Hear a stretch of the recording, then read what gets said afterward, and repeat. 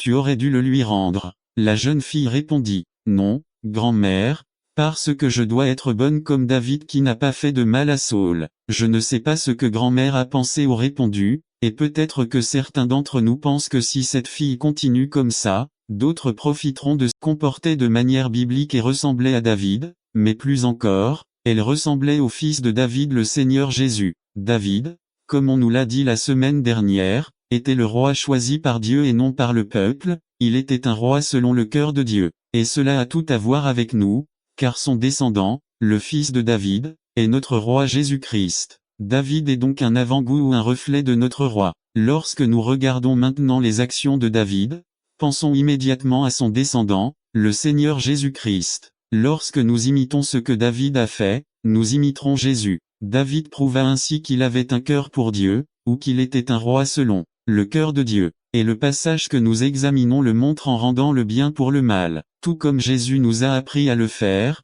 tant par ses paroles que par ses actes. C'est pourquoi, frères, pour le mal, quand quelqu'un cherche notre mal ou nous fait du mal, il semble très logique, très juste, très approprié, très nécessaire de répondre en recherchant le mal de l'autre. Si vous m'avez volé, je vous vole. Si vous avez bavardé sur moi, je bavarderai sur vous. Si vous m'avez manqué de respect, je vous ai manqué de respect. Si tu me mets de côté, je te mettrai de l'autre côté. Bref, je te paierai comme tu m'as fait. Je te rends le mal pour le mal. Mais l'enseignement biblique est à l'opposé, il paie le bien pour le mal. De l'histoire de David, nous apprenons à ne pas rendre le mal pour le mal même si les circonstances sont en votre faveur. Saül persécutait David à cause de la jalousie qu'il avait de lui. David a dû fuir pour sauver sa vie. Il a dû quitter son confort, sa famille et vivre comme un fugitif de la justice, injustement persécuté pour quelque chose qu'il n'avait pas fait. Notre histoire commence avec l'annonce à Saül que David était dans le désert d'Engedi. Alors Saül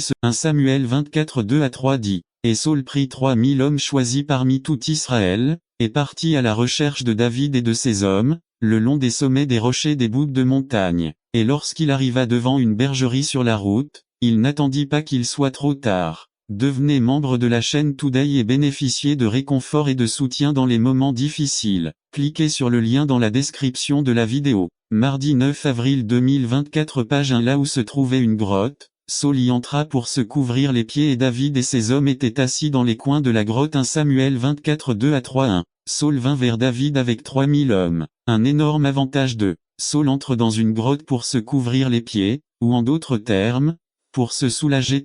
De toutes les grottes ou endroits où Saül pouvait aller, il choisit précisément celle que David utilisait comme refuge. Comment interpréteriez-vous cette circonstance 4 Circonstance était en faveur de David. Il était clair qu'il avait la possibilité de mettre fin une fois pour toutes à ses souffrances 5. Mais David ne l'a pas fait. Il n'a pas rendu le mal pour le mal, même si les circonstances étaient en sa faveur. Jésus, notre roi, le fils de David, n'a pas non plus rendu le mal pour le mal, même si les circonstances étaient en sa faveur. Jésus a eu toutes les opportunités parce que Dieu lui a donné la domination sur toutes choses. Cependant, il a dit, « Père, pardonne-leur car ils ne savent pas ce qu'ils font. » 2. Ne rendez pas le mal pour le mal même si le conseil des autres vous y pousse. Voyant ces circonstances, les compagnons de David les interprétèrent ainsi. Voici que je livre votre ennemi entre vos mains, et vous ferez de lui ce que bon vous semblera. 1 Samuel 24 4 Ces soldats lui dirent aujourd'hui, Dieu accomplit la promesse qu'il te livrerait à tes ennemis. Velo, David, vengeance. Dieu vous le donne dans votre main 2. Mais David ne l'a pas fait. Eh bien, il est venu et a coupé un morceau du manteau de Saül. Et à cause de cela, il s'est senti mal plus tard. Méno leva la main contre Saül. Il n'a pas rendu le mal pour le mal. Le fils de David, Jésus-Christ, alors qu'il était sur la croix, a également reçu des conseils ou des défis qui lui disaient, « Si tu es le Fils de Dieu, sauve-toi toi-même et sauve-nous. » Mais il n'a pas rendu le mal pour le mal, même si les conseils des autres l'y ont poussé. Rendre le bien pour le mal pour notre foi en Dieu. David répondit ainsi aux circonstances et à ses hommes. Et il dit à ses hommes, « Que l'Éternel me garde de faire une telle chose contre mon Seigneur, loin de l'Éternel, que j'étendrai ma main contre lui car il est loin du Seigneur. 1 Samuel 24 6 David pensa, bien sûr, il mérite d'être tué par moi, mais il a été oint par Dieu, Dieu a posé ses yeux sur lui, je ne suis personne pour le toucher. Si quelqu'un doit l'écarter, c'est bien Dieu. Je n'offenserai pas Dieu de cette façon par amour, peur, confiance et adoration de Dieu, David a payé le bien pour le mal. 3. Pierre dit que Jésus a recommandé sa cause à celui qui juge justement, et a béni ceux qui le maudissaient, leur rendant le bien pour le mal. Payer le bien pour le mal signifie n'attendez pas qu'il soit trop tard. Devenez membre de la chaîne Today et bénéficiez de réconfort et de soutien dans les moments difficiles. Cliquez sur le lien dans la description de la vidéo. Mardi 9 avril 2024 page 2.1.